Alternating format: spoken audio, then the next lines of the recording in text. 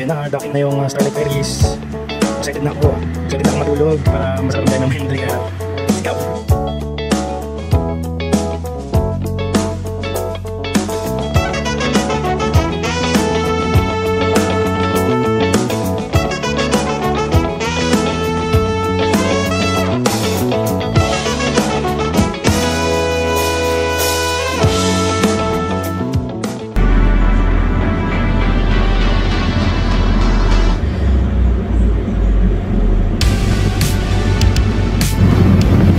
What is up mga chong? Yeah, nasa Batangas Port tayo today. We're going to Aklan via motorcycle. So bumiyahe tayo from Bulacan papunta dito sa Batangas Port. 2 hours, mga 2.5 hours ang biyahe. And then, sakay tayo ng Roro. Nasa Starlight tayo ngayon. May iba-ibang mga barko dito, Montenegro, Starlight, Tugo, madami. Pero nasakyan natin, Starlight. Papunta to ngayon ng Calapan, Mindoro. At ang pamasahe dito is 1,400 kapag may motor, kasama na yung rider. So 1,400 from Batangas Port papunta ng Calapan, Mindoro. Pero kung dediretso ka naman from Batangas Port papunta ng Katiklan na, 5,700 yung babayaran mo plus 2,200 or 1,800 kasi may kasamang accommodation dun sa mismong barko. So 7,500 ang babayaran mo kapag diretso from Batangas Port papunta ng Katiklan. So yan, ganda ng view dito mga tol, Batangas Port. Pangatlong beses na pala natin to. Yan, mga bundok. So yan yung Montenegro. Yan. So 2.5 hours pala ang biyahe from Batangas Port papunta ng Calapan Port. 2.5 hours to 3 hours ganun. Tapos pagdating natin doon sa Calapan Port, magmumotor tayo from Calapan, Mindoro papunta naman ng Rojas, Mindoro para sa pangalawang barko ulit natin na sasakyan. Papunta naman siya ng Katiklan. Okay, so bali dalawang Roro. Enjoy.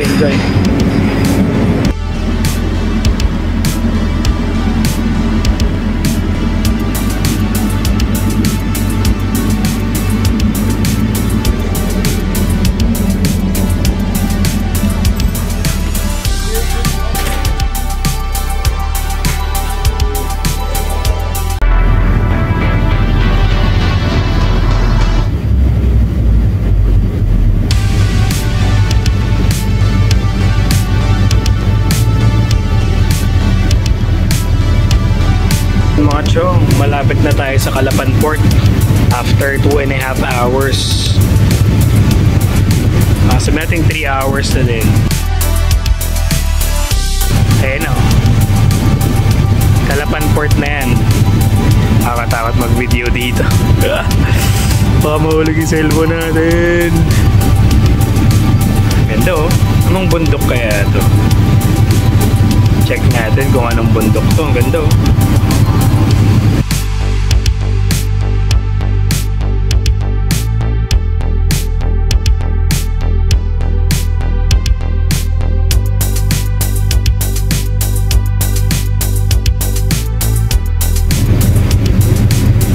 So, yan palang bundok na yan is Mount Halcon. Based sa Google Maps, Mount Halcon. So, part na yan ng Mindoro. Diba? So, chinek ko yung compass natin sa Google Maps. Ganda oh.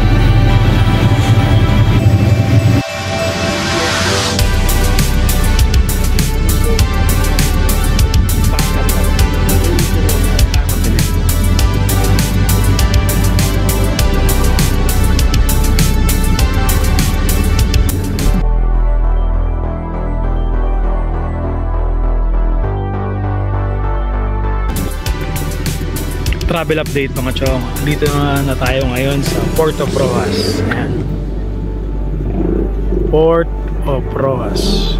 After 2 hour and 47 minutes na drive sa madilim. Ay, ang hirap. Sobrang bagal namin kasi sobrang dilim. Ako lang pala yung mabagal. Tsaka yung dala kong helmet, hindi ko napalitan yung visor. So pangliwanag lang siya, pang daytime. Kaya medyo mabagal pa. But at least safe tayo nakarating dito sa Port of Rojas. So hinihintay natin yung barko na Starlight. 11 PM ang schedule papunta ng Katiklan. So 6 to 7 hours ang biyahe naman nun from Port of Rojas to Katiklan Port. Ang binayaran namin is 2,600 isa, motor tsaka driver na yung kasama. So yun yung presyo ng pamasahe dito sa Port of Rojas papunta ng Katiklan Port. 2,600 motor kasama driver. Pero tsambahan talaga kapag minsan yung mga barko hindi nagsasakay ng motor or puno na. Alright, yan mga tol, apark lang natin dito sa loob ng Port of Rojas. Veloce 500, Bristol, and GT 400 by CF Moto. Ay, yan. Solid na biyahe. What's up guys? Dito na tayo sa loob ng Starlight. Makapag-park na rin tayo sa gilid. Dito naman sa kabila. Yan. Kaya yung motor natin. Yan. So wala pong mga truck. Tara, connect na.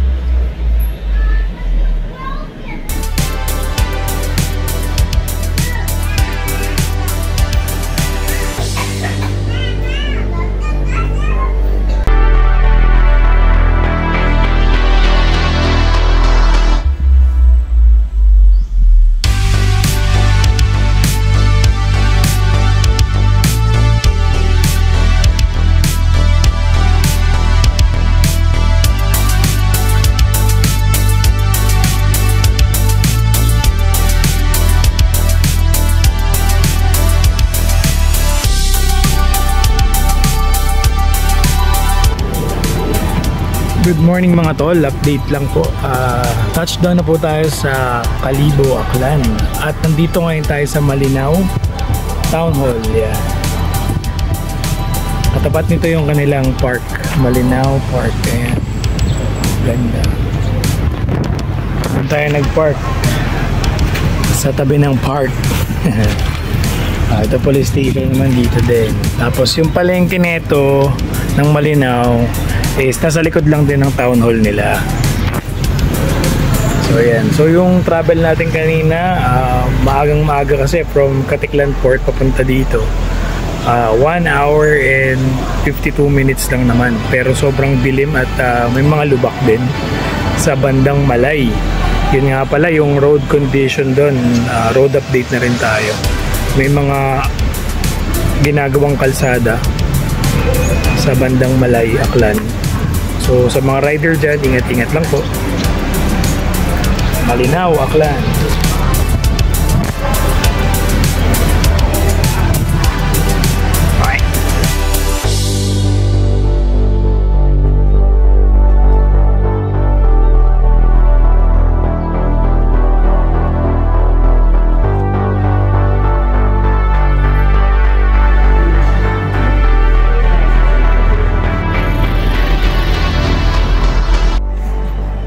Yo, what's up mga chong? Andito na tayo ngayon sa Nabas. Papunta tayong Katiklan na from Kalibo.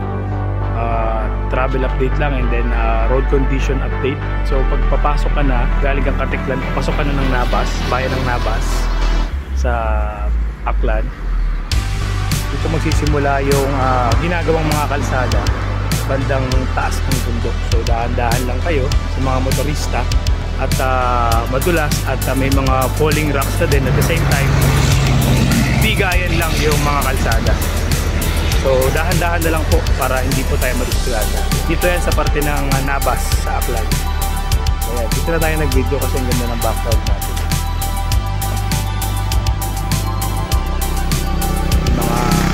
kabundukan, Rolling Hills. So yan, doon tayo. Ano yun? So kapunta na tayo guys ng Katiklan. Okay, let's go.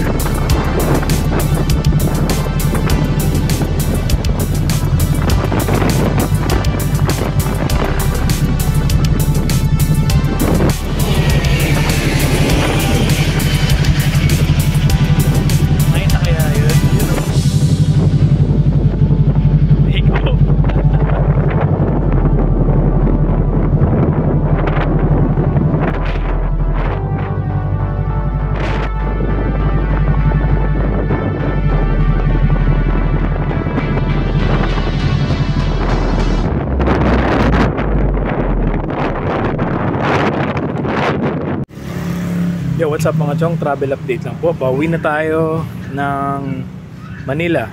So, right now nasa Katiklan Port po tayo. Nasa Starlight Ferries. Yung Starlight Ferries dito sa Katiklan, ang ganda ng office nila, may lounge.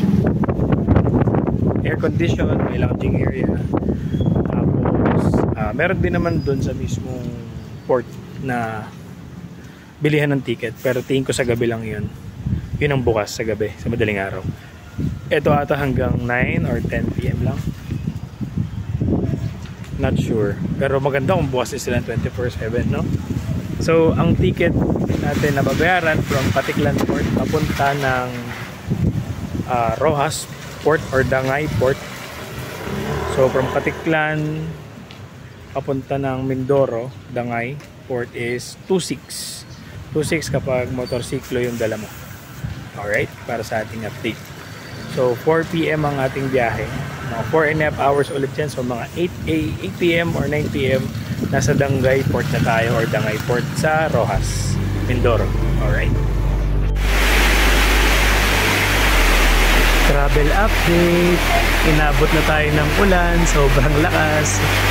Dito sa Bungabong, Mindoro mga idol. Grabe lakas ng ulan. Time check, it's currently 10:46 PM. So wala akong magawa at di ko na makita yung daanan. Sumilong muna kami. Buti na lang may mabait na nagpasilong sa amin. Binuksan pa yung gate nila. Ito po. Yan. MMM Clothing Shop. So syempre nakakahiya naman. Kaya binlag ko na rin. Dahil overtime na sila, 10:46 na gumagawa pa sila. Buti na lang kasi pinagbuksan nila tayo ng pinto. Pinagtimpla pa kami ng kape na libre. So baka may mga taga Pinamalayan or Mindoro, try nyo mag-message sa Facebook nila, MMM Clothing Shop. Pagawa kayo ng mga warmer, jersey, tulad yan. Ayan po yung libreng kape. Salamat po sir. Lagay nyo na lang sir. Kunin na lang po namin. Salamat po. Ayan. So, yung mga uniform ng PNP, jerseys. So, kung taga Bungabong, Pangasinan kayo, Pinamalayan, or near area dito sa Bungabong, try nyo message yung Facebook page nila. Ayan pala. FB page, MMM Clothing number. Maraming salamat po sa pagpapasilong sa amin and sa free coffee nyo.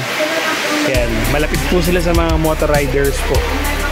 So natulad namin na nasa stranded sa ganito, grabe, ang dilim. Ayan o, sobrang dilim. Malakas din yung ulan, pabugso-bugso, kaya napilitan na akong sumilong. Pati si Papa. Yun lang guys.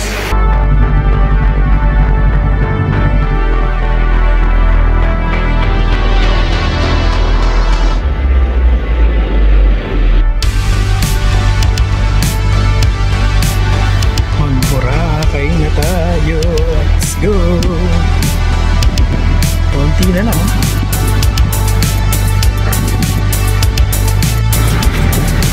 travel update guys. So pasakay na tayo ng Starlight Pets papunta ng Rojas or Dangay Port at exactly 5:30 PM. Ayan na siya. So ang schedule niyan is 4 PM. So may delay lang ng konti due to I think weather kasi medyo maulan dito sa Katiklan Port. Ang galing sila ng Boracay. Yan, so ang travel time natin from Katiklan Port papunta ng Dangay Port is 4.5 hours or sabihin natin 5 hours kasi kanina medyo maalon or malakas ang ulan. Makakarating tayo doon ng 11 na ng gabi or 12 midnight sa mismong Dangay Port. Then rat-rat na ulit motor ng gabi papunta ng Calapan Port. So sana safe tayo makarating. Night ride yun, medyo madilim din sa Mindoro, mga 2.5 hours din yung biyahe natin. Let's go!